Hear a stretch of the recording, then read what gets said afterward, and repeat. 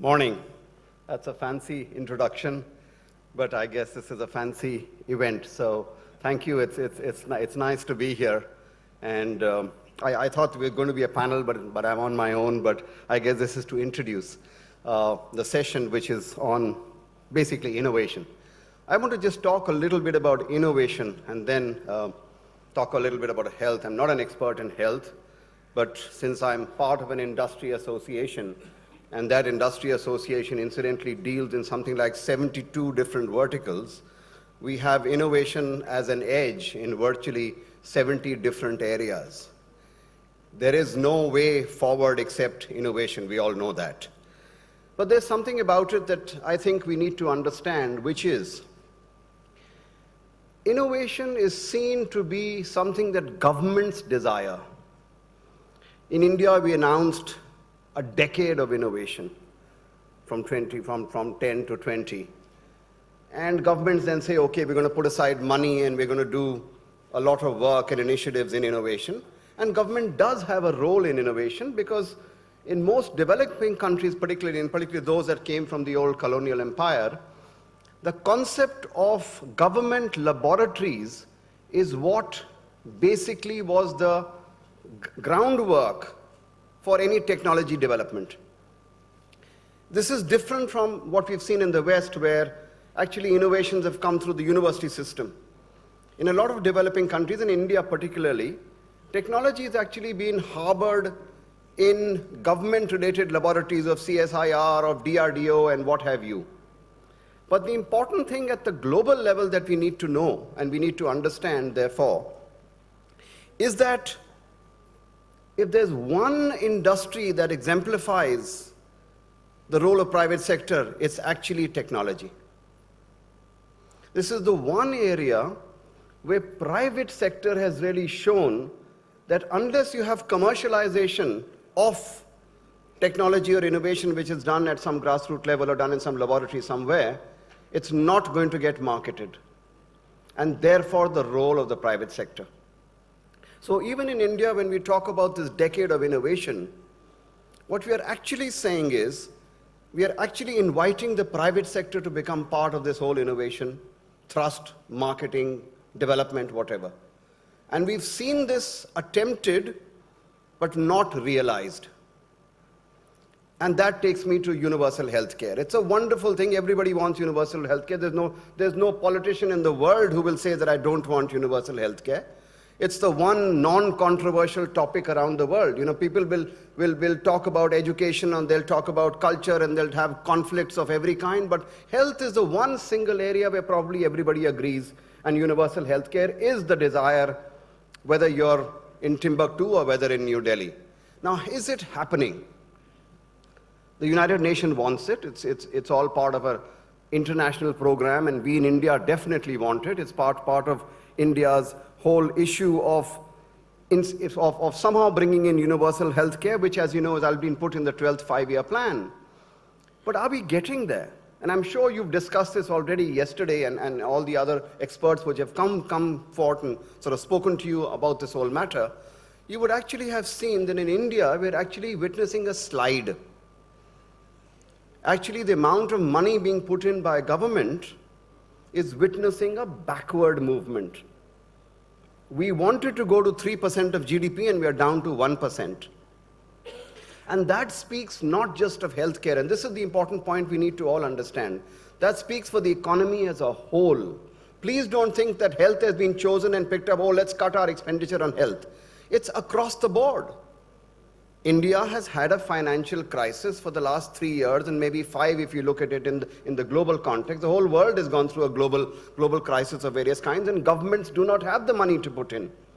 And that is what is actually happening. In this fiscal deficit control situation of this year, we've seen how budgets have got slashed.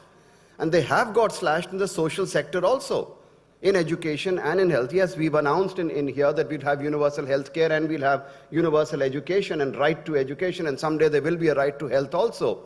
But somebody has to pay for this.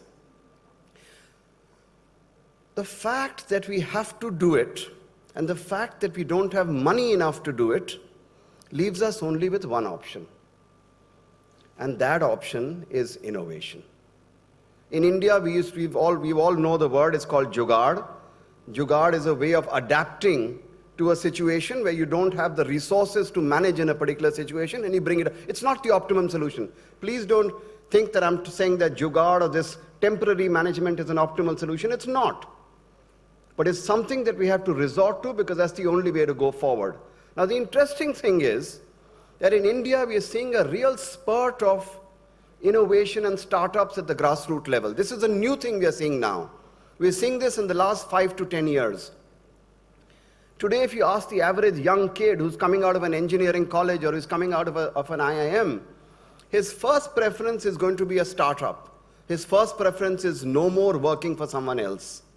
And this is what is going to actually bring innovation into our country and is actually bringing innovation into our country. We are seeing all kinds of small activities. FICCI as an organization, we're an industry body. We are supposed to be a lobby group for industry. But the whole concept of industry bodies has changed actually. From being original lobby groups, we're now into actually projects and into actual development. Whether it is CSR related activities or whether it's actual projects, we in FICCI along with private sector have actually been developing several innovative activities, several innovative technologies taken from government laboratories and then commercialized. We have done this across for something like about 1,500 different such startups that have been spurred in the last 7 to 10 years.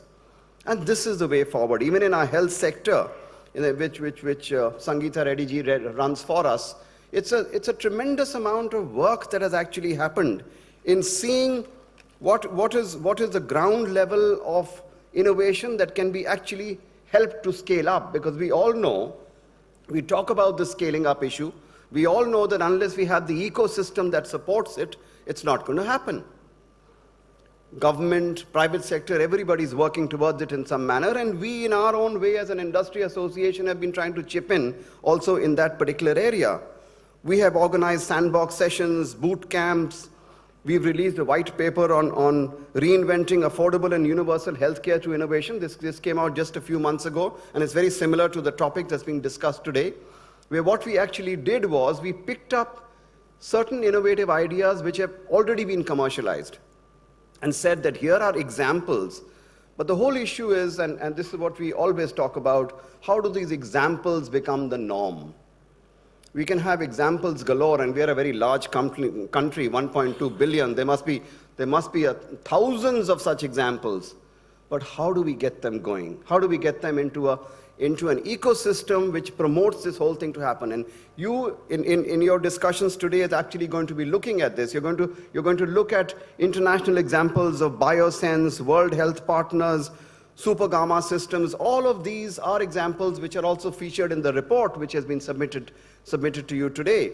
That you pick up these examples and then try and see from a global level, can we actually begin to bring them into our day-to-day activities, into the system or the ecosystem that we need to create. Now you have to remember that in India, we have parts of the ecosystem in place. The entire ecosystem is not available. Because the ecosystem has different aspects. We all know that. It's from technology laboratories right up to R&D, to financing of it, to marketing of it, to getting together the knowledge networks that are necessary to put all of this in place. There are several different strands of this, which somehow we have to get together, which we don't always manage to, but we attempt to. And in health, you have examples in India, real shining examples of the private sector having entered the health sector and done extremely well. We've seen these examples, we've seen them scaled up from medical testing to large hospitals, which now medical tourism and everything else is happening. But is it going to the bottom of the pyramid? That is the question that we keep asking ourselves again and again. Is it going to the bottom of the pyramid? Government has a responsibility for it, there is no denying it. It cannot be left to the private sector to fulfill that responsibility. And we've seen in our neighboring countries, Bangladesh has done rather well, Thailand has done phenomenally well. With government spending, GDP, healthcare, I think government in Thailand spends some... Is it because I'm talking of a foreign country that this suddenly becomes... We shouldn't be talking, you shouldn't criticize India. No, we're not criticizing India. But Thailand is part of our region. It's very much part of the Southeast Asia region, and it's done very well. Some 5.5% of their GDP on health is phenomenal compared to one in India, but that's not the point. The point is we have to get government as the base on which private sector builds. PPP was a model we introduced more than 10 years ago in India. It's unfortunate, but the PPP model hasn't really worked. And I think that the panel should discuss that, because for innovation to happen, PPP is the key to making it happen. So with these few words, I wanted to just introduce the topic. To talk in terms of ecosystem, you have real experts that are going to come on today, and they will share with you global examples of how it has happened in other countries and how to make it happen in India. Thank you very much. Good morning.